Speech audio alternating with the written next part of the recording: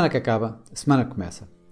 A semana que terminou foi uma semana dominada essencialmente por eventos políticos, onde tivemos o 20º Congresso do Partido Comunista Chinês, onde de lá saiu uma vez mais Xi Jinping vitorioso, líder do partido e da China, um terceiro mandato de 5 anos, o que não sucedia desde o tempo de Mao Tse-tung. No Reino Unido, Liz Truss foi mesmo obrigada a pedir admissão, depois de muito pressionada pelos parlamentares do seu próprio partido, não conseguindo resistir ao teste da alface lançado pelo Daily Star uma semana atrás. E em Itália tivemos formalmente a primeira-ministra de Itália.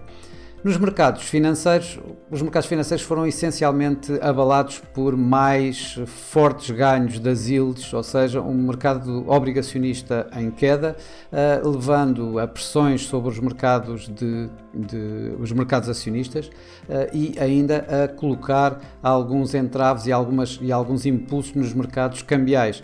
Isto levando o dólar-iene, por exemplo, a um novo máximo dos últimos 32 anos, muito perto de 152, quando finalmente o Banco do Japão voltou a intervir para parar a forte queda do iene japonês nos mercados internacionais.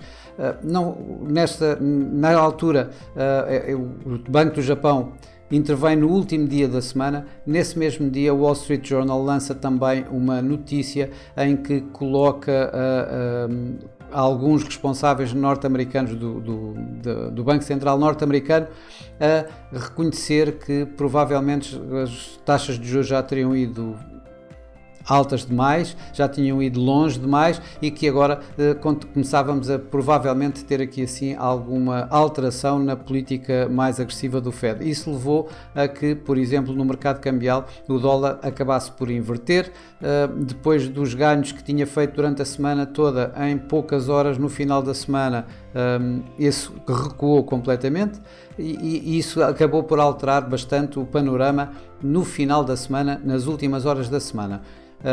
As commodities também tiveram exatamente esse tipo de volatilidade e o petróleo, por exemplo, acabou por terminar a semana aos mesmos níveis, relativamente em torno dos mesmos níveis em que começou a própria semana. Os mercados acionistas acabaram por ter, isto depois de uma semana bastante volátil, com bastantes perdas pelo meio, acabaram por ir recuperando e nas últimas horas, depois da tal notícia do Wall Street Journal, acabaram mesmo por terminar bastante fortes, isto principalmente, obviamente, tanto na Europa como nos Estados Unidos. A Ásia acabou, como tinha acabado mais cedo e bastante antes, tanto da intervenção do Banco do Japão como dessa tal notícia do Wall Street, acabaram por terminar, as bolsas asiáticas acabaram de terminar negativas. No entanto, na Europa ganharam entre 2% e 2,5%. Nos Estados Unidos, os ganhos da semana acabaram por ficar em cerca de 5%. E cá em Portugal, o PSI 20 também acabou por ir nesta onda verde, digamos, dos mercados e terminou mesmo a ganhar 2,85%, ou seja, acima mais ou menos da média dos mercados na Europa, onde se destacou a nível individual a Navigator, que durante a semana acabou por ganhar 7,1%, e a Greenvolt, do outro lado, a perder uns meros 0,3%. Na próxima semana, os mercados irão estar uma vez mais a olhar para o que se vai passar essencialmente no Reino Unido. Temos aqui assim uma corrida de novo à Downing Street 10, ou seja, ao lugar de primeiro-ministro no Reino Unido. Boris Johnson está de volta a tentar isso mesmo.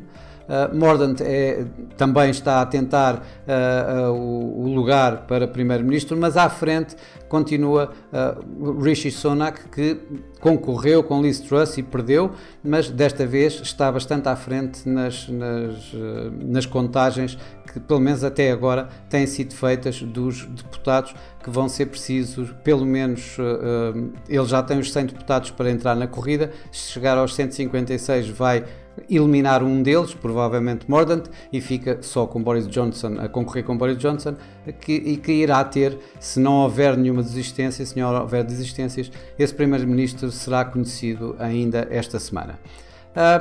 Os mercados vão estar bastante atentos, uma vez mais, à tal notícia do Wall Street Journal, ver o que é que ali tem de sustentável, isto numa altura em que se torna mais complicado porque começou o período de silêncio dos responsáveis do Fed e, portanto, não vai haver aí nenhuma informação adicional desses mesmos responsáveis relativamente a esta notícia que foi dada, como eu disse, nas últimas horas do mercado de sexta-feira.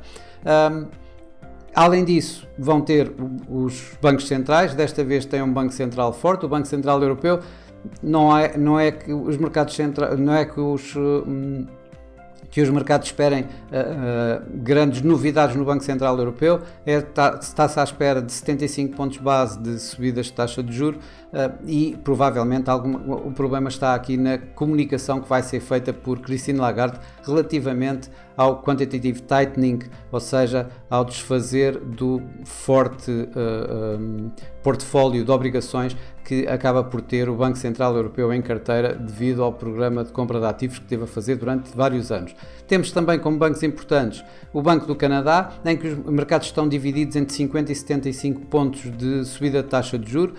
Provavelmente, depois dos números de inflação da semana passada, acabará a ser mesmo por ser os 75 pontos. E o Banco do Japão, que depois do que a semana passada fez, em que teve a controlar a curva de taxa de juros, comprando obrigações a 10 anos a uma taxa de 0,25 das yields, e com a intervenção cambial feita nos últimos momentos da semana, não acredito que vá alterar a sua política, que continua a ser, em termos de taxa de juros, a única que está negativa em menos 0,1 e em termos de controle de taxa de juros a 10 anos nos 0,25. A nível de dados económicos, temos o relevo vai começar por ser a dos PMIs logo no início da semana e obviamente temos os dados da China que foram todos adiados da semana passada para esta.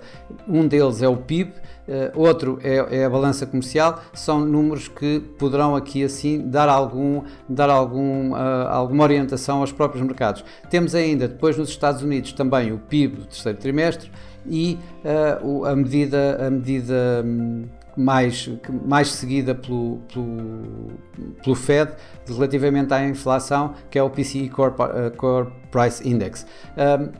E aí poderemos ter também mais ideias do que poderá eventualmente acontecer no Fed nos primeiros dias de novembro, em que o mercado neste momento está à espera também dos tais 75 pontos base e, portanto, não vai haver por aí, creio eu, grandes alterações. Por fim, temos os resultados empresariais. Vai ser uma semana bastante forte em termos de resultados empresariais e com empresas que normalmente costumam dar aqui assim alguma orientação ao mercado. Estou a falar de empresas como a Boeing, como a Amazon, como a UPS, como a Apple, como a Google e o Meta, seja o Google, seja a Alphabet e o Meta, o antigo Facebook. Todos são empresas bastante fortes em que normalmente costumam dar aqui assim alguma orientação aos mercados, portanto o mercado vai seguir atentamente estes resultados também. Para já é tudo, uma boa semana, bons negócios e para a semana cá estaremos novamente. Até lá!